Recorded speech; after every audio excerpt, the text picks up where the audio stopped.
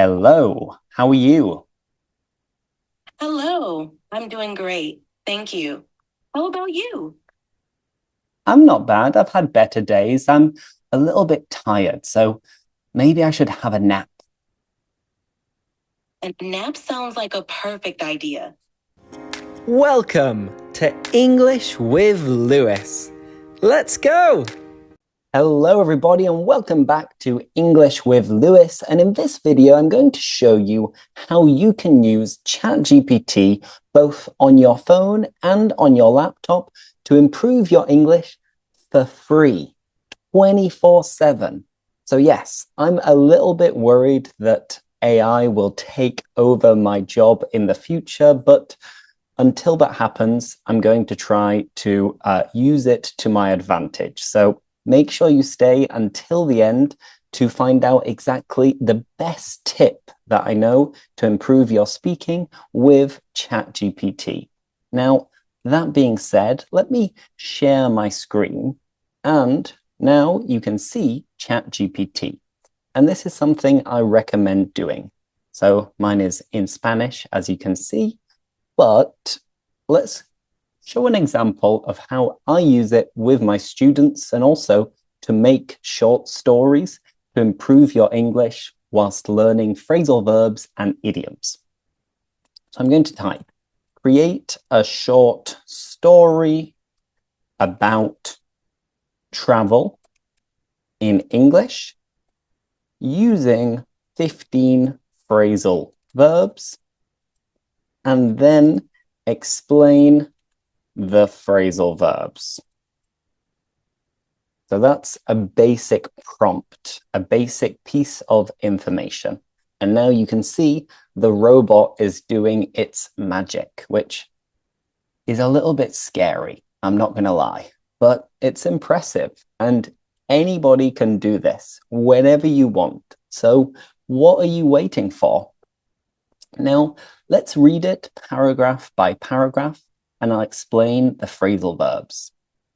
So the story is called The Unexpected Adventure. Lena had always dreamed of traveling the world, but she never imagined her journey would kick off in such a chaotic way. To kick off is to begin. It all started when she set out for her flight to Bali. To set out is like to embark, to begin, to start a journey. She had packed her bags the night before, but somehow she still managed to run out of time in the morning. To run out of is to use everything. You run out of energy, time, toilet paper, for example. As she checked in at the airport, she registered and showed all her information.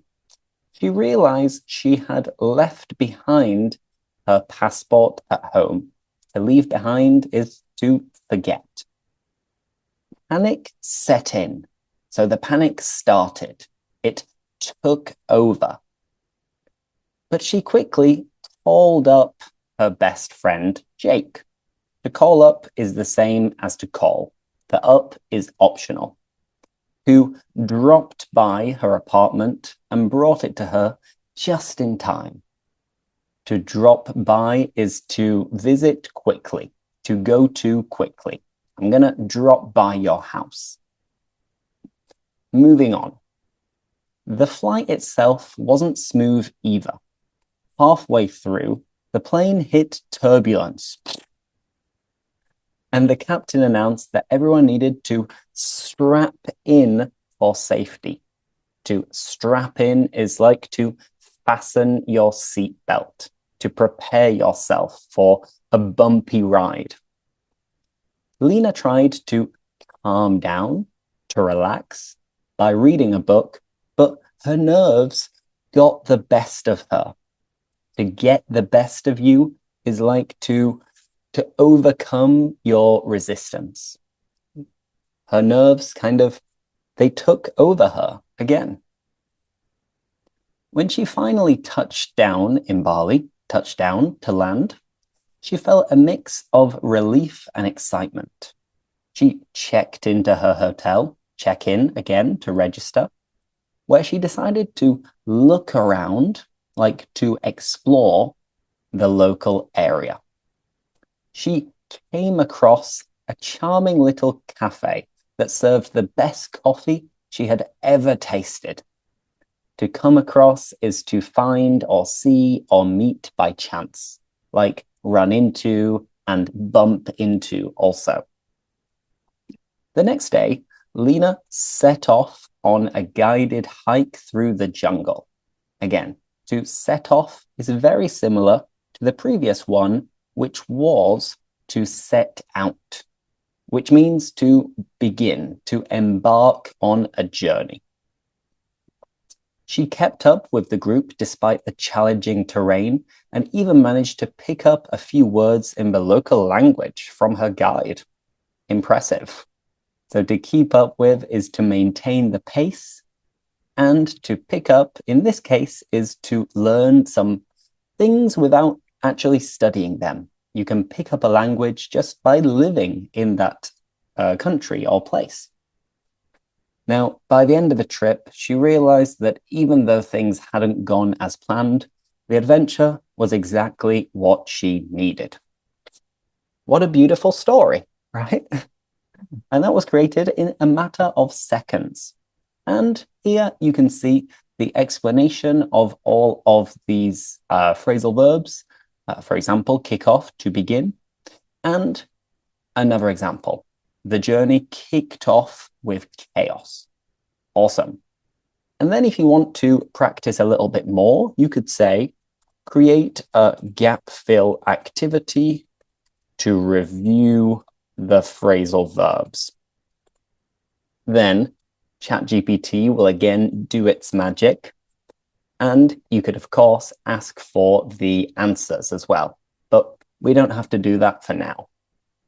This was an example of a gap fill activity, but it doesn't necessarily have to be gap fill. It could be multiple choice, for example. There you have the answers that are just appearing at the moment. And again, this was a short story related to travel, but you could do the same related to interviews, to work, to football. You could create dialogues. You can do basically anything a human could imagine. And now artificial intelligence can do it for you. So that's one thing that you can do independently whenever you want, 24/7, which is pretty cool. But now I promised you that I'd show you something else, which is using your phone. So I've got my phone here, and I'm going to open the ChatGPT app. And then, if you notice, I don't know if this is only available on the premium version or the free one. That you'll have to tell me. So let me know in the comments if you try this using the free version, if you have this possibility. But this icon here, which looks like the radio, I'm going to click on it. And then I'm going to have a natural conversation with the robot. It's amazing. So pay attention. Hello, how are you? Hello, I'm doing great. Thank you. How about you?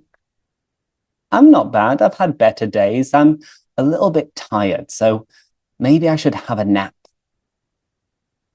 A nap sounds like a perfect idea. Even a short one can work wonders to recharge your energy. Hope it helps you feel more refreshed. Thanks. That's lovely. You're such a nice person. Now, could you teach me a phrasal verb related to travel? Thank you. Sure thing. Let's go with set off. It means to start a journey.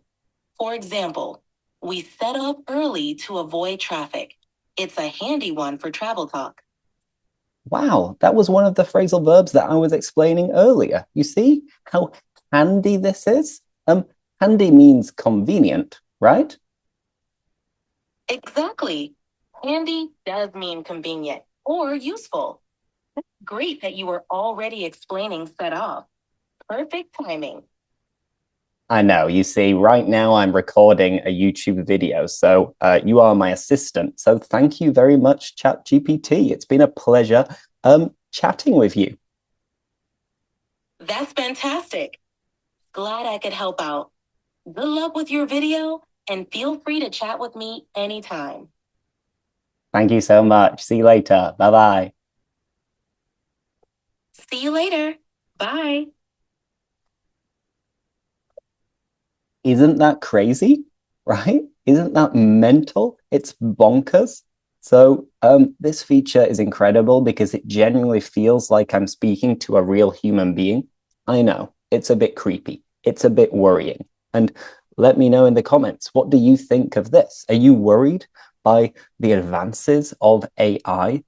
You might be, but to be honest, I think it's here to stay. So we need to learn how to use it to the best of our ability to improve our English, for example. And just another thing that is handy is that all of this conversation that I've just had with my American ChatGPT friend is then written down. So you have the transcript. And then if anything isn't clear, you can review it and you can have another conversation with ChatGPT. So that is the mega amazing speaking trick that if you didn't know, check it out because it is a complete game changer. And for today, that is enough for my ChatGPT tips. Hopefully now you know that you can practice English or any other language whenever you want using ChatGPT, which is mind-blowing. So I hope you enjoyed this video. Thank you so much for watching, and I'll see you in the next one. See you later. Bye-bye. Thanks for watching. Like, subscribe, and see you next time.